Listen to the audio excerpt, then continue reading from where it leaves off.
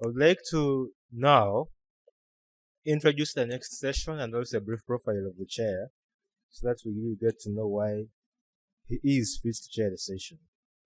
The next session is on bioinformatics and data science, and the chair will be Dr. Stephen Opio.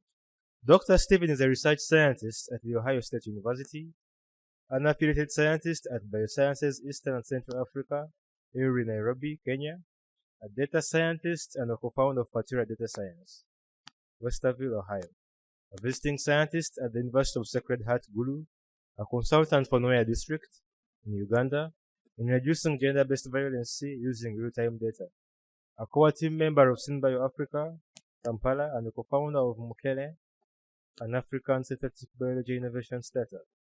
He obtained his PhD in bioinformatics and Master of Science from the University of Nebraska-Lincoln, USA, and a postdoctoral training at the same university, where he developed interests in data science and big data.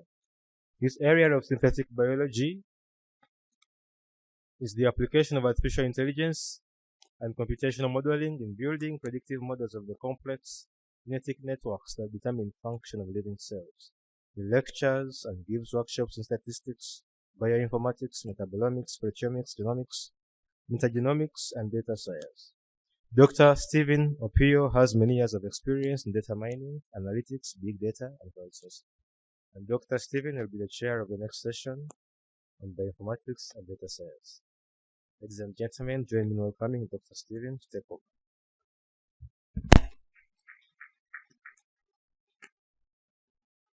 Thank you very much and good morning. I enjoyed Dr. Moon's talk because it prepared me to be the chair of this session. Synthetic biology needs bioinformatics and data science. We're talking about comparative genomics. We're talking about all those. So I'm just happy that his talk prepared me for this session. So why do we need bioinformatics in synthetic biology? So bioinformatics is involved in sequence analysis, involved in all the omics. And then why do we need data science? Data science, the AIs. So that's why we have one of the themes of the Center of Excellence of synthetic biology in Africa is data science and bioinformatics. So our first speaker today is Dr. Jacob M. Pasner, data scientist. Dr. Jacob M. Pasner draws upon 6 years of data scientist analyzing particle physics, data from the Large Hadron Collider science, to comment cutting-edge data technologies available in research today. More recently, Jake leveraged this background to develop first-of-its-kind data science legislator, a science and technology policy fellow on U.S. Senate's Ron Wayne Technology Policy Team. He's passionate about making global open access data a reality and empowering researchers to use the data for the good of society. While he currently lives and works in Washington, D.C., his first job was working with his father in his farms in California. Let's welcome Dr. Jeb Pasner in this. Thank you.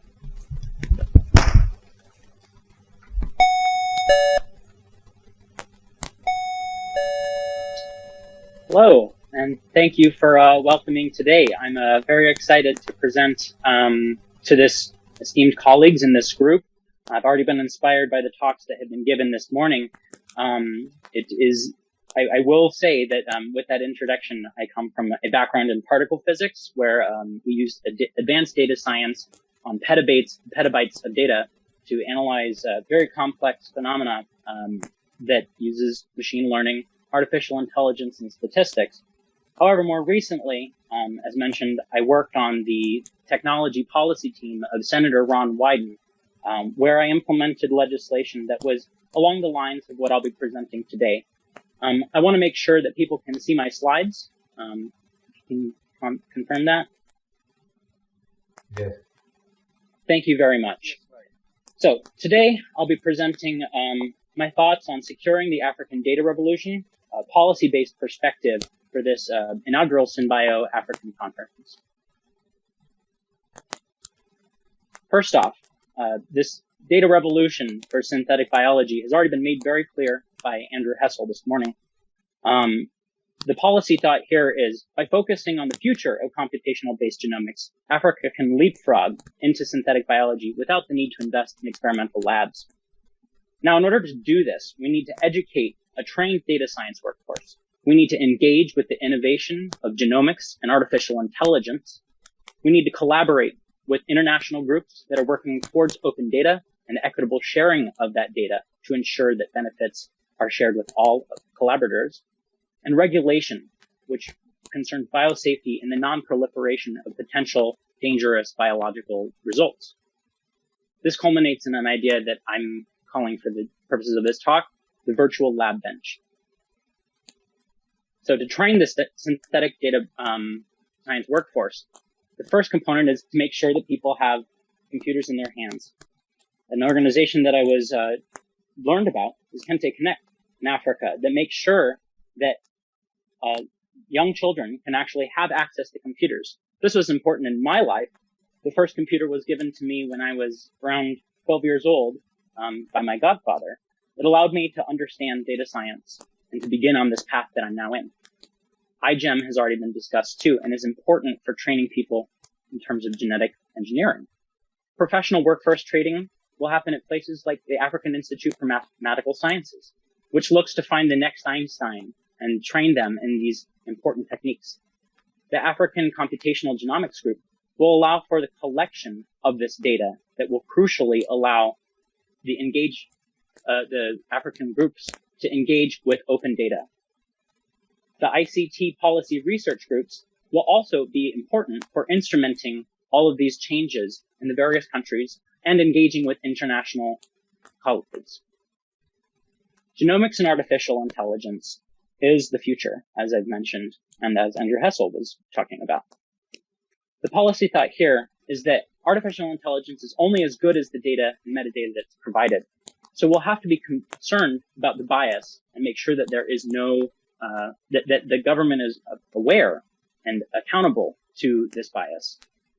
Now, how do we get at this? The Human Genome Project created the data concept that you can build all of the genetic information into a computer program, this digital sequence information for this talk.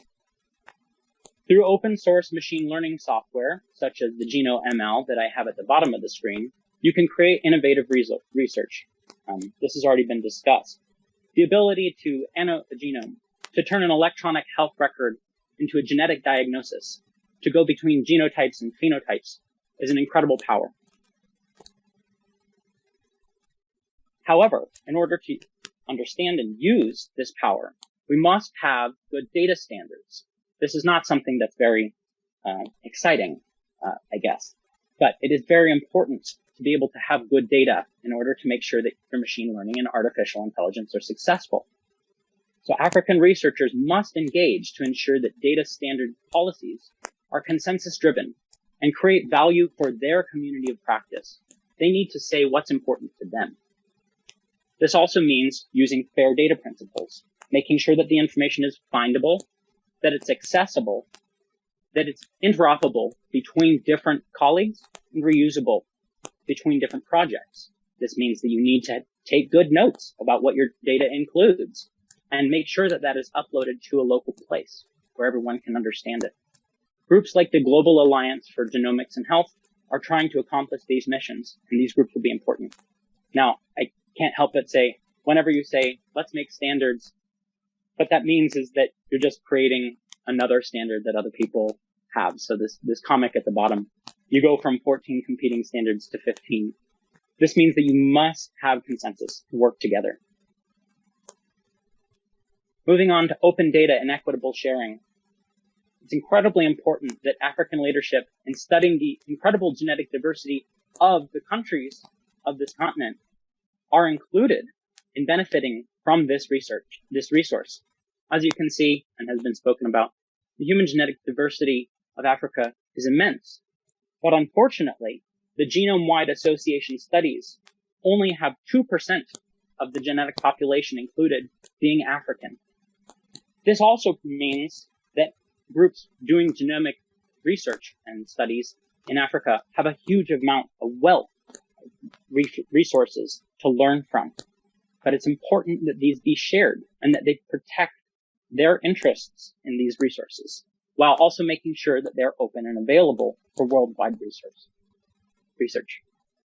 This gets at the Nagoya Protocol questions, a digital Nagoya Protocol question. Synthetic biology Africa researchers should answer the Convention on Biological Diversity's call for digital sequence input, information input, to ensure that Africa is not left out of this policy discussion. Their pillars, the conservation of biological diversity, sustainable use of its components, and equitable sharing of those benefits from genetic resources, must be shared throughout all of these discussions. So, as we work on the question of what is the definition of digital sequence information, how do we track its origin, how to share these benefits, should the open data that is created be free, and who should benefit from the information that is collected?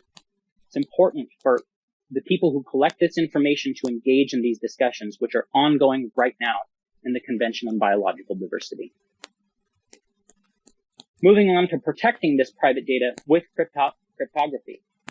Much of my research into legislation had to do with implementing policies using this type of cryptography.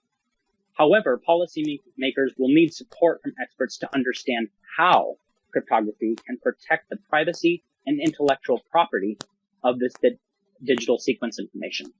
Some examples are homomorphic encryption, which keeps the data always encrypted so it can't be stolen. Federated learning, which allows groups of researchers to train their artificial intelligence on each other's data, but never actually give them the raw data. And similarly, secure multi-party computation, which allows statistics to be generated off of those data being shared without ever releasing the information. An example comes from Alzheimer's neuroimaging analysis using federated learning. The researchers were able to train all of their independent artificial intelligences, make them all better, but never release the private information of their personal records. GenoML, which I mentioned earlier, is building an open source genomics federated learning tool for this purpose, and is a great example of how African researchers working within genomics and data science can engage internationally. Unfortunately, this means that we also have to think about biosafety regulations. As technology becomes so advanced, global biosafety regulations on biofoundries are now developing, and African researchers must be included to ensure that they continue to have access to this resource. The Biological Weapons Convention focuses mostly on the current biosecurity measures of controlling physical samples and lab equipment through export agreements and limiting the expansion of synthetic bio research. This has not been helpful for countries that don't have access to those resources. In order to overcome this, biofoundries are now making it possible to have made-to-order genetic sequences more widely available. This means that regulations will soon follow, and it's important that African researchers engage. This brings me to an idea I'm calling the Synthetic Bio Non-Proliferation Treaty, a policy that uses data science and cryptography to detect threats while still allowing open and equitable access to synthetic biology.